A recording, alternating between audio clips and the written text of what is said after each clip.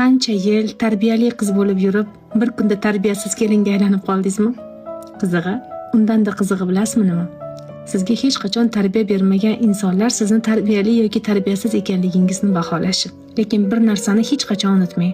Sizga ota-onangiz eng chiroyli tarbiyani bergan.